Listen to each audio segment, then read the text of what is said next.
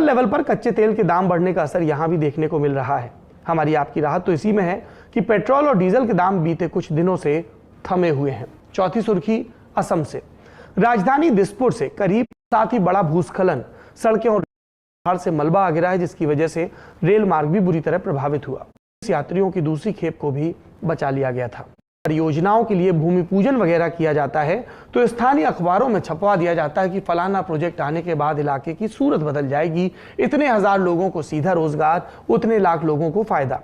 भारत में केंद्र या राज्य सरकार ने अपने यहाँ बेरोजगारी के आंकड़े भी नियमित रूप से नहीं छापती। बावजूद इसके अंदर खाने नेताओं और अधिकारियों को मालूम होता है कि बेकारी ने युवाओं को कितना परेशान किया है। इसीलिए चुनाव से पहले किए जाने वाले वादों में रोजगार का जिक्र जरूर होता है, लेकिन ये फिक्र चुनाव आने के बाद क्या धुआं हो जाती है, हम नहीं जानते। किसी प्रक्रिया में धांधली या अपराध पकड़ने का काम पुलिस का होता है, लेकिन हमारे देश में अगर पुलिस भर्ती में ही धांधली का इल्जाम लगे और छात्रों के पास आंदोलन के सिवा कोई दूसरा चारा ना हो तो हम क्या कहें। हम 2021 में आई यूपी पुलिस दरोगा भर्ती के बारे में बात कर रहे हैं। धांधली के आरोप लग रहे हैं, उस पर बात करेंगे, लेकिन उससे पहले टाइमलाइन पर गौर करिए। 2021 में सब इंस्पेक्टर यानी एसआई के पद पर 9,534 भर्तियों का ऐलान हुआ। तकरीबन 12 लाख लोगों ने इसके लिए आवेदन दिया। 12 लाख में से लगभग 7,61,000 अभ्यर्थियों ने परीक्षा दी। 12 नवंबर 2021 से ऑनलाइन परीक्षा शुरू होती है। एक दिन में 3 शिफ्ट लगाकर परीक्षा करवाई जाती है। कुल 54 शिफ्ट का ये क्रम 2 दिसंबर 2021 तक चलता है। 14 अप्रैल 2022 को मेरिट लिस्ट निकाली जाती है, जिसमें 36,170 अभ्यर्थियों का नाम आता है। अब परीक्षा के 2 चरण बाकी हैं। पहला, दस्तावेजों का सत्यापन यानी डॉक्यूमेंट वेरिफिकेशन। अभी यही प्रक्रिया चल रही है। इसमें देखा जाएगा कि अभ्यर्थियों ने आवेदन के वक्त जो जानकारी दी थी उसे साबित करने के लिए उनके पास पक्के दस्तावेज हैं या नहीं। इसके बाद शारीरिक दक्षता की परीक्षा होगी, सादी भाषा में कहें तो फिजिकल। इसमें देखा जाता है कि अभ्यर्थी पुलिस विभाग की जरूरत मुताबिक चुस्त है या नहीं। इसके तुरंत बाद मेडिकल होगा। जो अभ्यर्थी पूरी तरह स्वस्थ पाए जाएंगे उनके नाम फाइनल मेरिट में आएंगे और उन्हें प्रशिक्षण के लिए पुलिस अकादमियों में भेज दिया जाएगा। अमूमन ऐसी परीक्षाओं में शामिल होने वाले सारे अभ्यर्थी शारीरिक दक्षता के लिए दौड़ने या लंबी कूद की पूरी तैयारी करके रखते हैं। इसलिए डॉक्यूमेंट वेरिफिकेशन वो आखिरी सीढ़ी है जहां पात्र या अपात्र का अमूमन फैसला हो सकता है। और इसी प्रक्रिया के दौरान तकरीबन 100 अभ्यर्थी लखनऊ के इको गार्डन पहुंचकर भर्ती प्रक्रिया के विरोध में आंदोलन शुरू करते हैं। मांग रख देते हैं कि भर्ती प्रक्रिया में धांधली की जांच के लिए एसआईटी का गठन हो। कुछ अभ्यर्थियों ने पूरी भर्ती को ही प्रक्रिया को निरस्त करने की मांग भी की है। ऐसे में ये बात किसी के भी दिमाग में आ सकती है कि ये मांग ऐसे अभ्यर्थियों ने उठा दी हो जिनका चयन नहीं हुआ था और इसी खींच में ये लोग भर्ती प्रक्रिया पर सवाल उठा रहे हैं। लेकिन तब आपके सामने यूपी के स्थानीय अखबारों की कतरनें आती हैं। पिछले हफ्तों में उत्तर प्रदेश के स्थानीय अखबारों ने लगातार इस परीक्षा में बड़े पैमाने पर हुई धांधली की तरफ इशारा करती खबरों को छापा है। 14 नवंबर को यानी ऑनलाइन परीक्षा के तीसरे दिन खबर आ गई कि लखनऊ के जानकीपुरम विस्तार में पढ़ने वाले कॉस्मो फाउंडेशन परीक्षा केंद्र से 2 नकलचियों सहित 4 को गिरफ्तार किया गया। इसमें एक तो सशस्त्र सीमा बल यानी एसएसबी का जवान था। अमर उजाला ने तब अपनी खबर में लिखा कि ये लोग केंद्र के बाहर बैठकर अंदर बैठे अभ्यर्थी को उत्तर बता रहे थे और इसके लिए इस्तेमाल हो रहा था ब्लूटूथ का। इसका मतलब ये हुआ कि तमाम जांच के बाद परीक्षा केंद्रों के अंदर ब्लूटूथ डिवाइस ले जाए जा रहे थे। अब 26 नवंबर को दैनिक जागरण में छपी इस खबर को देखिए। इसमें बताया गया कि किस तरह यूपी एसटीएफ ने 3 ऐसे साइबर एक्सपर्ट को पकड़ा जिन्होंने परीक्षा केंद्र के मास्टर कंप्यूटर को ही हैक कर लिया था। इसके बाद इन्होंने केंद्र पर परीक्षा के लिए इस्तेमाल हो रहे कंप्यूटर्स को रिमोट एक्सेस पर लिया और अभ्यर्थियों के प्रश्न पत्र हल कर दिए। इसके लिए हर अभ्यर्थी ने 8 से 10 लाख दिए। ये वाकया मेरठ का था। अब 28 नवंबर को छपी अमर उजाला की इस खबर पर गौर करिए। अखबार ने लिखा कि वाराणसी पुलिस ने भदवर स्थित केंद्र से एक सॉल्वर को गिरफ्तार किया। ये दूसरे अभ्यर्थी के स्थान पर परीक्षा देने आया था। इसके पास से पुलिस को फर्जी आधार कार्ड और प्रवेश पत्र भी मिला। हमने यहाँ आपको अलग अलग शहरों से संबंधित 3 खबरें बताई। आप खुद इंटरनेट पर दरोगा भर्ती और गिरफ्तार शब्द सर्च करके देखिएगा, आपको दर्जनों खबरें मिलेंगी जो ऑनलाइन परीक्षा के वक्त ही छप गई थी। कहीं ब्लूटूथ से जवाब बताए जा रहे थे, कहीं सिस्टम हैक किया जा रहा था, तो कहीं सॉल्वर को परीक्षा केंद्र में भेजा जा रहा था। ये सारी बातें खुद यूपी पुलिस की एसटीएफ द्वारा मारे गए। इसके बाद 10 दिसंबर को परीक्षा की आंसर की जारी हुई। इसके सामने आने के बाद अभ्यर्थियों को अंदाजा लग गया कि उन्होंने कितने प्रश्नों के सही उत्तर दिए और इसी के बाद से अभ्यर्थियों ने सोशल मीडिया पर अभियान चलाना शुरू कर दिया। 15 दिसंबर 2021 को उत्तर प्रदेश भर्ती एवं प्रोन्नति बोर्ड लखनऊ ने एक प्रेस नोट जारी किया। इसमें बोर्ड ने परीक्षार्थियों को भरोसा दिलाया कि आंसर की को लेकर उनकी आपत्तियों को दर्ज किया जाएगा और इसके बाद ही मेरिट लिस्ट जारी होगी। साथ ही अभ्यर्थियों की बायोमेट्रिक जानकारी की भी जांच होगी। आखिरी में बोर्ड ने लिखा कि ऑनलाइन लिखित परीक्षा के संबंध में सोशल मीडिया पर वायरल हो रही खबरें भ्रामक और निराधार हैं। बावजूद इसके 14 अप्रैल को जब मेरिट लिस्ट आती है तब अभ्यर्थियों के सब्र का बांध टूट जाता है। वो कभी पुलिस मुख्यालय, तो कभी भर्ती बोर्ड, तो कभी उप मुख्यमंत्री को ज्ञापन देते हैं, पर चिंताओं का निवारण नहीं हो पाता। थक हार कर राजधानी लखनऊ के इको गार्डन में आंदोलन शुरू होता है। ललन टॉप ने इन आंदोलनकारी अभ्यर्थियों से बात की। सुनिए उन्होंने भर्ती प्रक्रिया को लेकर क्या आरोप लगाए। ये देखिए, ये मैंने आपको पहले दिखाया है कि ये जो फोटोग्राफ्स है ये प्रॉपर जेन्युइन फोटोग्राफ्स है। और ये इसका बच्चा ये जो लड़का है, इसका जो ये स्क्रीन है ये गाड़ी में बैठ के एक लैपटॉप पे ऑन करके खोली जा रही है। आप देख सकते हैं यहाँ पे कैमरा भी है, नीचे कुछ एप्लीकेशन भी खुली हुई है इसमें, जिसमें VNC ऐप भी इसमें खुला हुआ है।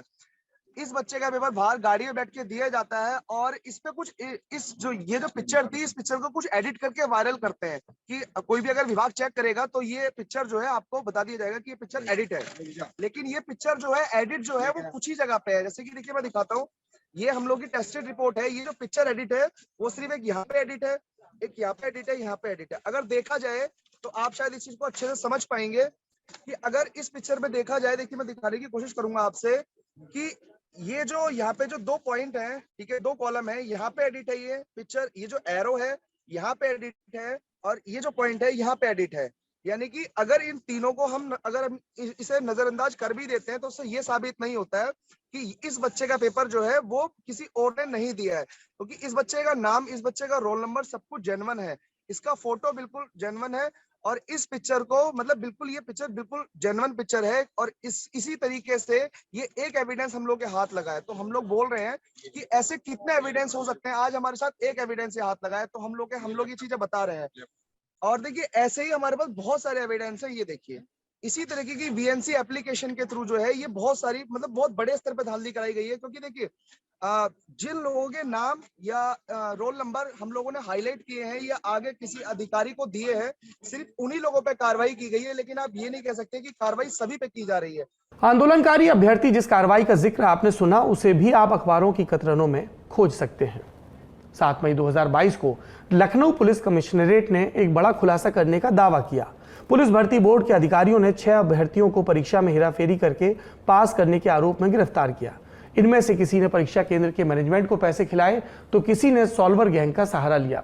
ये वो अभ्यर्थी थे जो कि डॉक्यूमेंट वेरिफिकेशन और फिजिकल स्टैंडर्ड टेस्ट के लिए रिजर्व पुलिस लाइन पहुंचे थे। इनसे मौके पर पूछताछ की गई और फिर ये गिरफ्तार कर लिए गए। ये वो लोग थे जिनका नाम डॉक्यूमेंट वेरिफिकेशन के लिए जारी मेरिट लिस्ट में था। इसका मतलब STF द्वारा लगातार छापों के बावजूद कुछ लोगों ने न सिर्फ गैरकानूनी तरीके से परीक्षा दे दी थी, बल्कि ये लोग उसमें पास तक हो गए थे। अब 14 मई के अमर उजाला की ये खबर देखिए। आगरा के 4 अभ्यर्थियों को मेरठ पुलिस लाइन से वेरिफिकेशन के दौरान गिरफ्तार किया गया। पुलिस ने इन अभ्यर्थियों का रिस्पॉन्स लॉग निकलवाया, माने इन लोगों ने परीक्षा केंद्र में कब क्या किया उसकी जानकारी। इसमें सामने आया कि ये लोग 1 घंटे तक यूं ही बैठे रहे और फिर अगले 9 मिनट में 150 सवाल हल कर दिए। अखबार ने आगे लिखा कि दरोगा भर्ती में एक सवाल को हल करने के लिए सामान्यतः 15 मिनट लग जाते हैं, लेकिन कुछ लोगों ने 2-2 मिनट में सवालों के जवाब दे दिए और वो भी सही। एक अभ्यर्थी जिस पर धांधली में शामिल होने का आरोप है, उसने तो 160 में से 158 सवालों के जवाब सही दे दिए थे। अब 15 मई के दैनिक जागरण में छपी खबर पर गौर करिए। लिखा है कि ग्वालियर और देहरादून की कंपनियां 10-10 लाख में अभ्यर्थियों को पास करवा रही थी। खबर में यह भी लिखा है कि किस तरह परीक्षा केंद्रों के प्रबंधकों ने IT कंपनियों के साथ मिलकर हैकिंग करवाई। अखबार ने वो पासवर्ड तक छापा है जिसकी मदद से कंप्यूटर को रिमोट एक्सेस पर लिया जाता था। यानी ये बात स्थापित हो गई है कि पुलिस परीक्षा में धांधली करने वालों को पकड़ रही है। लगातार गिरफ्तारियां हो रही हैं। इस बुलेटिन की तैयारी तक कम से कम 60 अभ्यर्थी और परीक्षा केंद्र प्रबंधकों पर मामला दर्ज हो गया। लेकिन क्या इतनी सारी जगहों से गड़बड़ की खबर आना परीक्षा के प्रबंधन पर सवाल नहीं उठाता? सुनिए आंदोलनकारियों ने इस विषय पर और क्या कहा और उनकी मांग क्या है। सर मैं डिप्टी CM से 3 बार मिला, ब्रजेश पाठक जी से 3 बार। ब्रजेश पाठक और केशव प्रसाद मौर्य से भी मिल चुके हैं और ये भी ज्ञापन दिया है, मिले नहीं है, ज्ञापन दिया है प्रॉपर। जनता दरबार गए सर 3 बार, उसके बाद भर्ती बोर्ड गए, फिर पुलिस मुख्यालय गए, कहीं सुनवाई हमारी नहीं हो रही सर। और हमारे पास सर ये प्रूफ है, इन्होंने 15 दिसंबर 2021 में निकाला था कि इस भर्ती में कोई धांधली नहीं हुई है। इन्होंने स्पष्ट लिखा था ये सब जितने खबरें निकाले हैं बच्चे जो भी ये सोशल मीडिया पर आ रहे हैं, ये सब भ्रामक है। लेकिन उसके कुछ दिन बाद आज ये निकाल रहे हैं कि नहीं, इसमें जो है गलत तरीके से भर्ती हुए हैं बच्चे। इन्होंने निकाला, यहाँ पे लिखा भी है ये चीज को कि उनके द्वारा अनुचित साधनों का प्रयोग कर अपराधीकृत किया गया। इन्होंने ये निकाला है, 57 बच्चों को इन्होंने पकड़ा भी है। और ये हम लोग जब डाटा दिया उसके बाद ये इनको पकड़ा गया, उससे पहले इन्होंने कार्रवाई नहीं की। ये 7 मई तक शांत बैठे थे, जो DPST फर्स्ट फेज कंप्लीट हो गई, उसके बाद इन्होंने कार्रवाई स्टार्ट की है सर। तो दिक्कत हमारे साथ ये है सर, हमारे पास एविडेंस होते हुए कुछ सुनने वाला नहीं हमारी। सर हमारी एक ही मांग है सर कि SIT गठित हो और जो प्रक्रिया चल रही है DPST की, इसकी रोकी जाए, पहले इसको रोका जाए। क्योंकि अगर ये कंप्लीट हो जाएगी तो ये ट्रेनिंग करा के उसको ट्रेनिंग भेज देंगे। पिछली बार ट्रेनिंग भेज दिया तो फिर कुछ नहीं होने वाला। ट्रेनिंग बच्चे जो जाते हैं उन्हीं का सिलेक्शन होगा, वो हाई कोर्ट, सुप्रीम कोर्ट, वो भी हो जाएगा, वहीं से उन्हीं का होगा। आप पहले प्रक्रिया पे रोक लगाओ। जो सही है, जेन्युइन बच्चे हैं, जो उस लायक हैं, जो सही हैं, अपने परीक्षा सही से रूप में दिए हैं, उनको सिलेक्ट करो। ऐसे बंदों को सिलेक्ट कर रहे हो आप जो उस लायक है नहीं, जिनको कास्ट से ज्ञान तक लिखना नहीं आता सर। ऐसे बंदे पकड़े गए हैं जिनको एक फॉर्म सिग्नेचर करना पड़ा तो सिग्नेचर नहीं कर पा रहे थे, ऐसी स्थिति है सर। तो उन बच्चों को सिलेक्ट करके आप समाज में क्या करोगे सर? किस प्रकार से बदलाव लाओगे? 15-15 लाख रुपए देकर वो बन रहे हैं, तो क्या समाज में बदलाव लाएंगे सर? हमारी तो यही मांग है कि आप एक बार इसकी इन्वेस्टिगेशन करा दो, SIT गठित करके। SI भर्ती पर अभ्यर्थियों की ओर से जो सवाल उठाए जा रहे हैं, उन पर UP police recruitment and promotion board का क्या कहना है, ये जानने के लिए हमने उनकी वेबसाइट पर दिए कॉन्टैक्ट नंबर्स पर संपर्क करने की कोशिश की। सबसे पहले हमने बोर्ड के महानिदेशक चेयरमैन डॉक्टर राजकुमार विश्वकर्मा के CUG नंबर को ट्राई किया। वहां हमें बताया गया कि चेयरमैन साहब अभी मीटिंग में व्यस्त हैं, आज बात नहीं कर पाएंगे, 17 मई को कॉल करिए। हमने उनसे कहा कि हमारा प्रोग्राम तो आज ही जाना है और विद्यार्थी कई दिन से आंदोलनरत हैं, तो हमें SP सुरेश्वर के CUG नंबर पर संपर्क करने के लिए कहा गया। हमने उनके नंबर पर भी ट्राई किया, कॉल रिसीव हुआ, परिचय बताया, फिर फोन काट दिया गया। हमने फिर से ट्राई किया पर कॉल कनेक्ट नहीं हो पाई। इस पूरे मसले पर उत्तर प्रदेश पुलिस भर्ती एवं प्रमोशन बोर्ड की ओर से अगर कोई भी जवाब आता है तो हम आगे आपको अपडेट देंगे, क्योंकि ये पत्रकारिता का नियम है। जिसने आरोप लगाए और जिस पर आरोप लगाए, दोनों का पक्ष आपके सामने आना चाहिए। पर कुल जमा बात यह है, और यूपी का उदाहरण ये बताता है कि एक ढंग की नौकरी के लिए संघर्ष कितना बड़ा है। हमने कई राज्यों में देखा, हमने राजस्थान में रीट में देखा, हमने छत्तीसगढ़ में देखा, हमने मध्य प्रदेश में देखा, अभी बिहार के छात्र आंदोलनरत थे। यानी हर राज्य से लगातार ऐसी खबरें आती हैं, खबरें जो बताती है कि सिर्फ पढ़ाकू बनने से काम नहीं चलेगा, आपके अंदर किसी साधु की तरह संयम भी होना चाहिए। पर सिर्फ संयम से भी काम बन जाए इसकी गारंटी नहीं है। आपको एक खोजी पत्रकार भी होना होगा ताकि आप परीक्षा प्रक्रिया की निगरानी कर सकें, ज्ञापन दे सकें कि ये गड़बड़ है, कार्रवाई करिए। पर इतने से भी शायद काम न बने, आपको एक आंदोलनकारी भी होना होगा ताकि आप सरकार पर दबाव डालने के लिए आवाज बुलंद कर सकें। इतने से अगर बात बन जाए तो परीक्षा के ऐलान के 5 से 6 साल बाद शायद आपको ज्वाइनिंग मिल जाए।